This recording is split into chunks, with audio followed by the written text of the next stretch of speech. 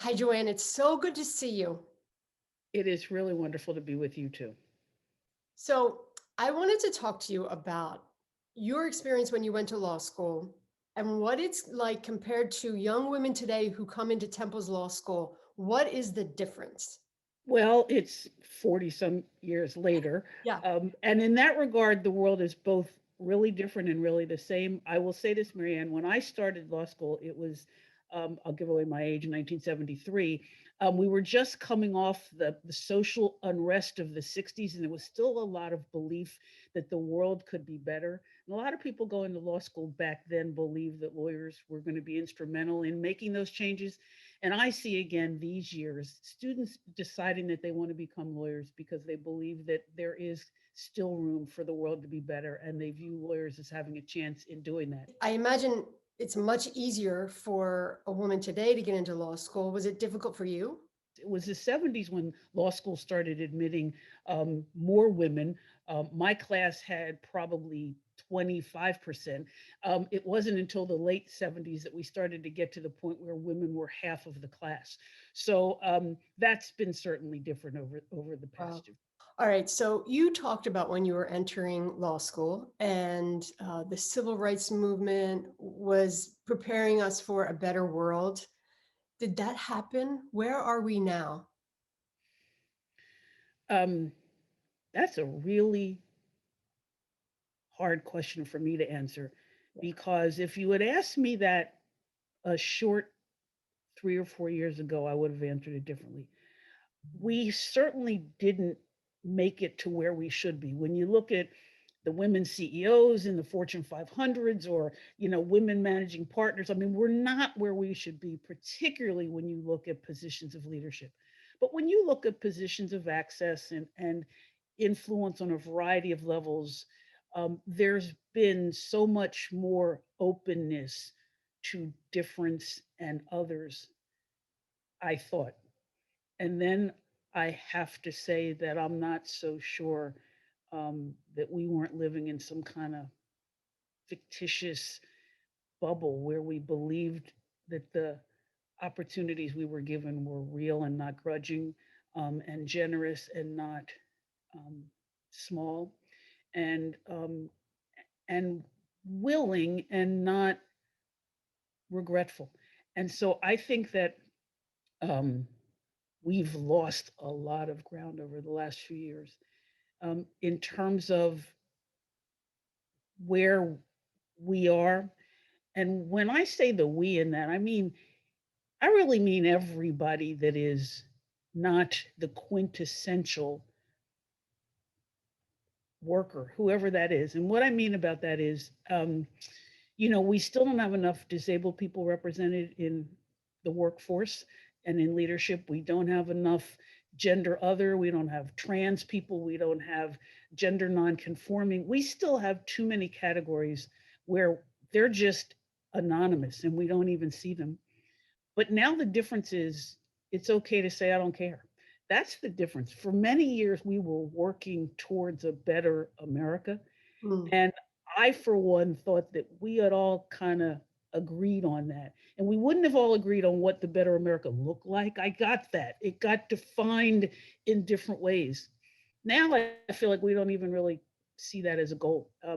That to the extent that there are huge categories of people who are excluded from opportunity, excluded from income equality, excluded from positions where they and the person they are can be a role model for somebody coming behind them.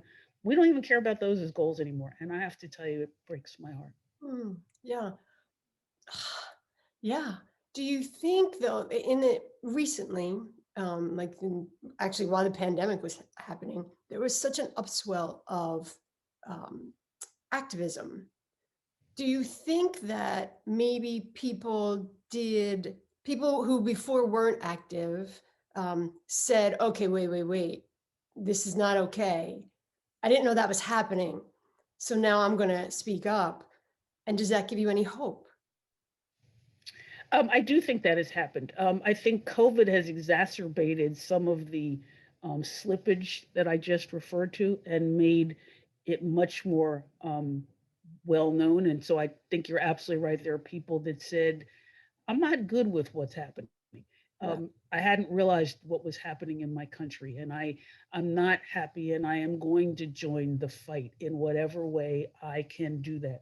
That really does give me hope. Um, and I think that the fact that people are talking about it is what's going to be important. What scares me, Marianne, is, you know, I went from a childhood where there were three TV stations: ABC, NBC, and CBS. And, like everybody had their preferences, but you got your news from sort of one of those three sources. And now, that news is ubiquitous. And so, in order to be thoughtful, you have to have incoming information. And I think one of the challenges for all of us is where that comes from and how to make sure it's broadly enough based, um, so that we continue to challenge our assumptions and our beliefs. And so, yeah, I am hopeful, but I also think that in order for us to be successful, we have to be able to talk to each other, and listen to each other. And at least for me, those conversations have to happen in safe spaces. Mm. And that's a challenge. I think, no white person wants to be thought of as racist. So it's easier to not have a conversation than to risk saying something that someone takes offense to. We have to figure out a way to get past that and make the conversations more open and available so people can ask questions, try to make sense of Black Lives Matter or any kind of movement, or just feeling that you can ask and inform yourself, and then you'll know what part of that you can feel comfortable supporting and what part you can't, and either of those outcomes is fine. Right. Right.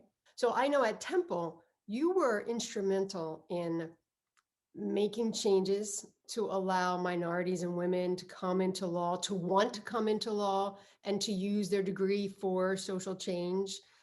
How important was it to you that you did that? I think it's important for people to realize how great a profession it is. It is a service profession. I think it's important to realize that lawyers can help people in ways that others can't. So I never want to judge what anyone chooses to do with their law license, but it is really important to me that lawyers remember the role we serve in a community, if we're fortunate, the respect we gain, and our ability, therefore, to be influential in defining what the world is like. That it was important for me to introduce students to that opportunity. And I also say often, it doesn't have to be your day job. What you want to craft is an entire life of joy. Yeah, that's interesting. I say that to my daughter. My daughter's in her 20s. I say it, and the younger people today seem to be very focused on, I want to make a difference. I want to do good. And she's been trying to find a job where she does that. And I said to her, I finally said to her, it doesn't have to be your job, or you can make it part of whatever job you have, or just do it on the weekends. There's all ways to make a difference. That's correct. And one of the really important ways is to get a job where they're not thinking along those lines, and you're that voice. And Yeah. so you change the culture of the place you work because of your presence. Yeah. Wow. That's really something. You are a role model to many young people. Who were your role models?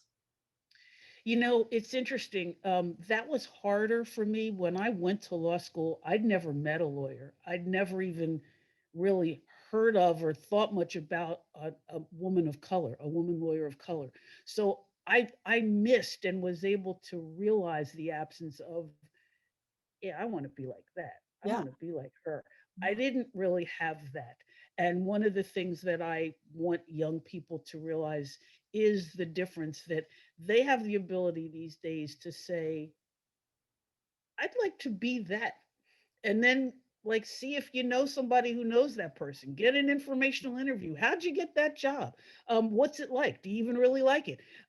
So the opportunity to see yourself 5 years down the road, I think is much more plentiful these days. And I envy the people that have that ability, to look and say, I'd like to be that. I'd like to be thought of as doing that.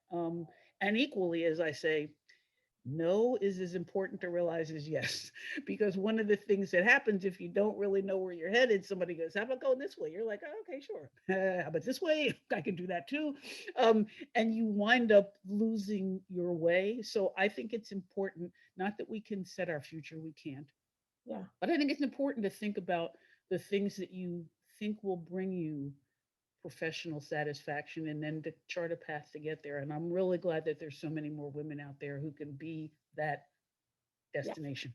Yeah. And usually if you ask a woman, will you talk to me just for a few minutes and tell me, they'll say yes. Absolutely. May not happen Absolutely. right away, but they'll say yes. That's exactly right. I mean, if the request is fair and I mean, I almost always say yes because people Yeah. are asking for 15 minutes. If I haven't got 15 minutes to give somebody coming up who's looking for guidance and enthusiasm, then shame on me. Yeah. Yeah. So when you became dean of Temple's Law School and now provost, were those jobs that you went after, or did someone come to you? I got to be dean because I had served for 19 years as an associate dean. I could have lived the rest of my life happily as an associate dean. I worked for a really wonderful man who is one of my mentors. And I think it's important for women to realize that mentors can come in all shapes and sizes and colors.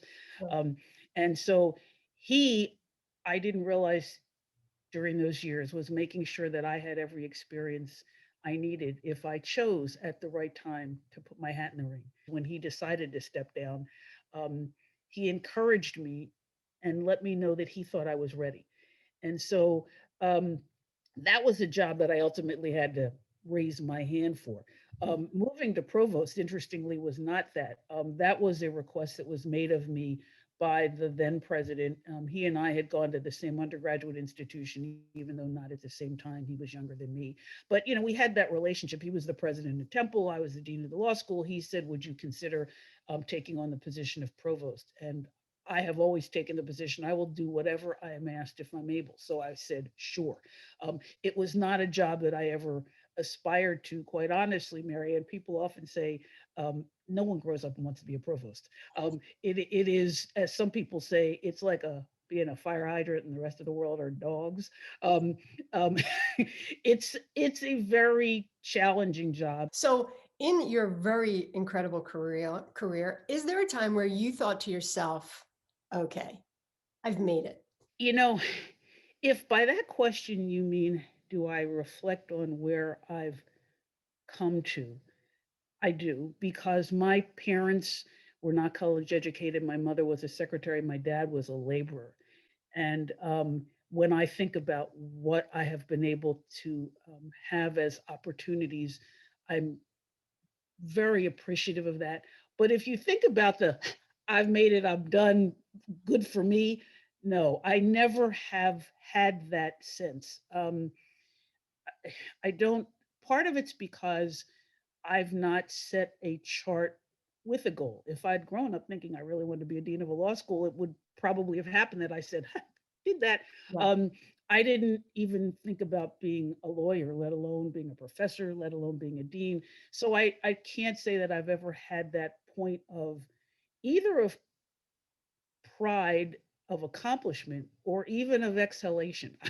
I don't think that's happened. sure, sure. Talking to you is so inspiring and informative and really a joy. Thank you so much. I really appreciate it. It's always good to talk to you as well. Thanks for this opportunity.